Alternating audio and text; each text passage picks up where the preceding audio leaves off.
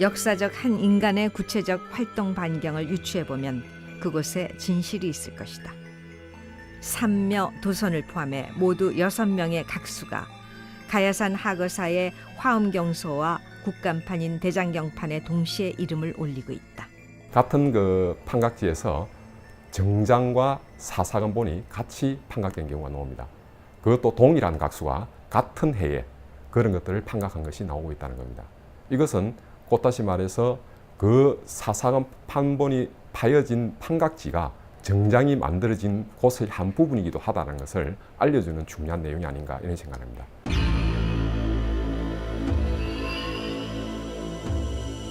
지금 해인사에는 금광명경판이 둘이 있다. 하나는 법보전에 모셔진 것이고 다른 하나는 동사간전에 모셔진 사간판이다. 모두 4권짜리, 판으로는 51판에 이르는 것으로 엄청난 규모의 중복이 아닐 수 없다. 고려 고종 때 같은 시기 같은 사람들에 의해 판각된 경판이지만 하나는 함차순이 있는 제대로 된 대장경판이고 다른 하나는 그렇지 않다. 특히 사간판의 금광명경은 중간에 문구가 빠진 것도 있어 내용상의 문제점도 발견된다.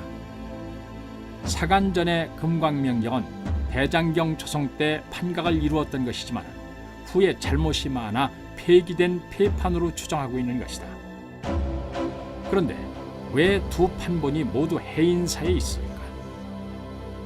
기록에 의하면 대장경판은 강화도 선원사에 모셔져 있다가 조선 태조 때 서울을 거쳐 해인사로 이전한 것으로 알려진다.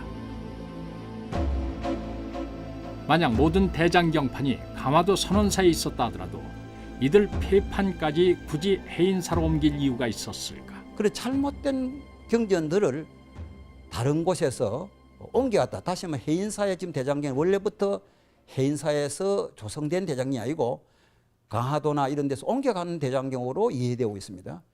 만약에 그게 전부 사실을 한다면은 그런 잘못된 경전까지도 옮겨갔을 일은 없다고 생각합니다.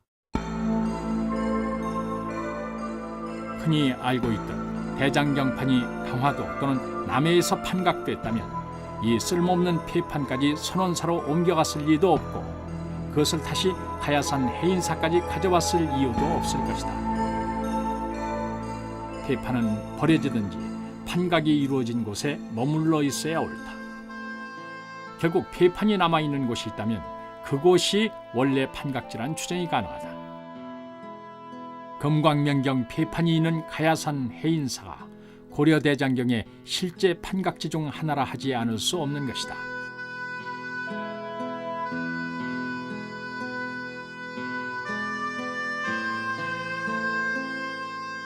전란 중에 혼란은 이 많은 경판을 어느 한 곳에서 완성할 수 있는 여유를 허락하지 않았을 것이다. 대각국사 의천의 교장은 흥왕사라는 사찰에서 조성되었다. 사간 판전의 경판 역시 모두 사찰에서 조성된 것들이었다. 새로운 대장경판 조성을 위해 임시 행정기구가 생겼지만 판각은 옛 조직과 경험을 그대로 활용했을 것이다. 이미 오래전부터 인쇄 문화를 이끌어왔던 대형 사찰들이 축적된 경험을 바탕으로 판각의 장소로 활용되었을 것이다. 가야산 하거사와 해인사, 그 중에 일부다. 그 시대 그 현장을 살았던 각수들, 경판 조성의 숨은 주역들이 지금도 진실을 말하고 있다.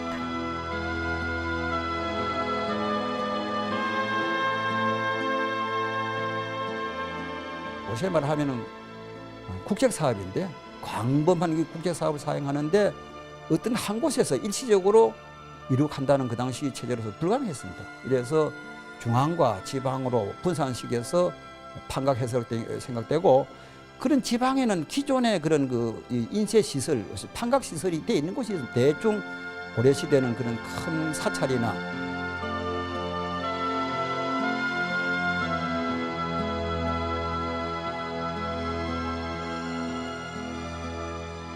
대장경판 8만 수천 장 중 유일하게 각수의 출신지가 밝혀진 기록이 있다. 충주는 몽고와의 전란 중에 전공을 세운 곳으로 유명하다. 충주 영수는 이러한 출신지에 대한 자부심을 경판에 남기고자 했을 것이다. 그리고 명각.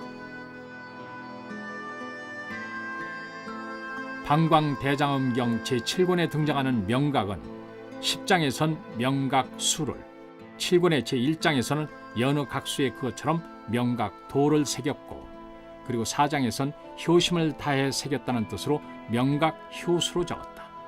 끝으로 18장에선 음차로 한자만 달리한 동음이자로도 표시했다. 적어도 표기 방식에 있어서는 대장경의 각수가 얼마나 자유롭게 활동했었는지 알 수 있다. 또 한 가지 흥미로운 사실, 권별로 작업이 진행된 방식을 밝혀놓은 예도 있다. 방광반야경 제7권은 모두 39장으로 이루어진다. 경판은 앞뒤 양면으로 새겨 20개인데 이들 경판에는 모두 11명의 이름이 발견된다. 요원이 모두 10장, 나머지 10명이 각 한 장씩 10장을 나누어 새겼다. 그러나 마지막 장에는 요원이 써놓기를 천태산인 요원수 총 39폭이라 했다. 비록 요원 자신은 절반만 판각했지만 나머지 10명의 것 역시 자신의 관장하에 있었음을 표시한 것이다. 수천 명의 각수가 필요한 대장경판 조성에서 요원은 초보각수 10명의 수습 과정을 책임지는 교관이었을지도 모른다.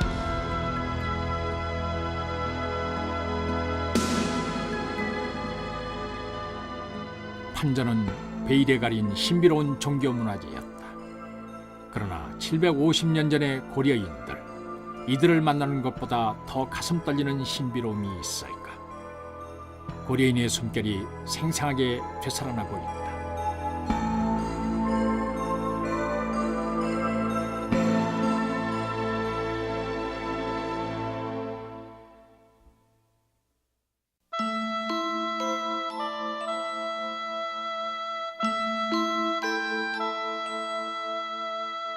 한 달 만에 쿠시나국에 이르렀다. 부처님이 열반에 드신 곳이나 성은 이미 황폐화되어 아무도 살지 않는다.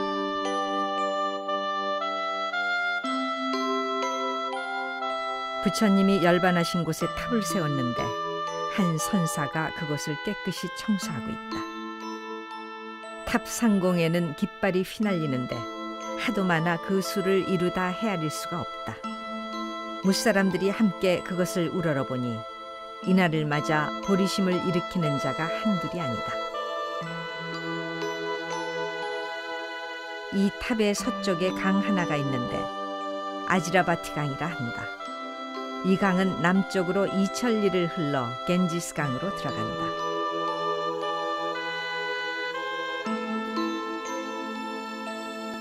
두낭에서 발견되어 현장의 대당 서역기와 어깨를 견주는 왕호 천축국전, 신라인 해초의 인도 구법 여행기다. 해초는 중국의 광주로부터 해로로 하여 인도로 들어가 중앙아시아를 지나 육로로 돌아왔다. 그러나 이런 구법승으로 알려진 그가 불전의 번역에 힘쓴 역경가였음은 잘 알려져 있지 않다.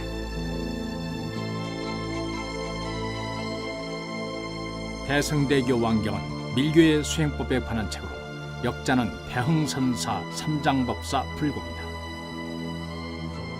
불공은 중국의 4대 역경가의 한 사람으로 인도인이었다. 하지만 뚜렷이 남은 이 역자 기록에도 불구하고 경의 서문은 이렇게 전한다. 당나라 개원 21년 733년 정월 1일 아침 천복사에서 금강지 삼장이 성녀 해초에게 대승대교 왕경의 가르침을 전수하였다. 금강지 삼장은 밀종의 종조로서 역시 인도인이었다.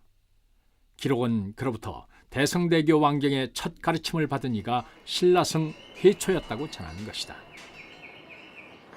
중국 시안의 천목사.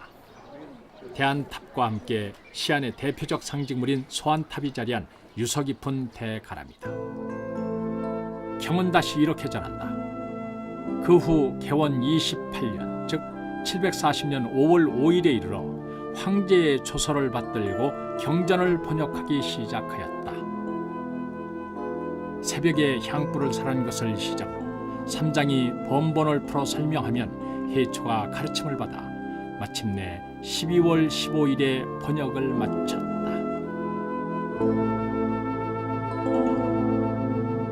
그러나 번역을 공표하기도 전 스승 금강지가 죽자 해초는 장안의 대흥선사로 거처를 옮긴다. 이곳에서 금강지의 제자이자 밀종의 이대조인 불공의 밑에서 대승대교 왕경의 번역을 마무리했다고 전한다. 우리는 금광명 최승왕경의 번역과 의정의 경우처럼 역경 참여자는 수십 명에 이를지라도 결국 역경자로 등재되는 사람은 역주 혼자뿐이라는 사실을 알고 있다.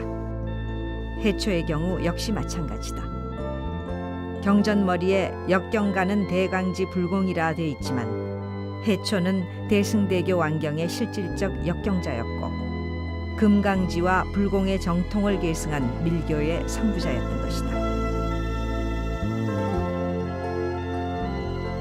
불경 한역이 진행될 때 중국에는 이미 수많은 신라인들이 유학 중이었다. 이들 중에는 해초와 같이 직접 인도에 들어가 유학한 경우도 많았는데 인도의 구법 유학을 다녀온 고승들의 기록인 대당 구법 고승전의 들머리는 모두 이러한 신라 유학생들이 차지하고 있다. 고승전에 전하는 56명의 전기 중 신라인은 모두 9명, 전체 구법승의 6분의 1에 해당하는 수다.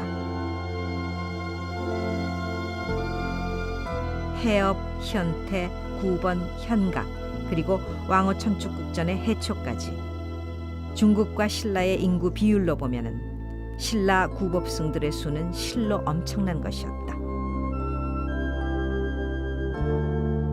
충서, 동백, 명각, 그리고 천태산인 요원까지 고려의 각수들. 이들이 땀과 정성으로 고려대장경 경판을 새긴 주역들이라면은 해초를 비롯한 신라 유학생들 역시 고려대장경의 교학적, 문화적 수준을 뒷받침했던 숨은 공로자였던 것이다.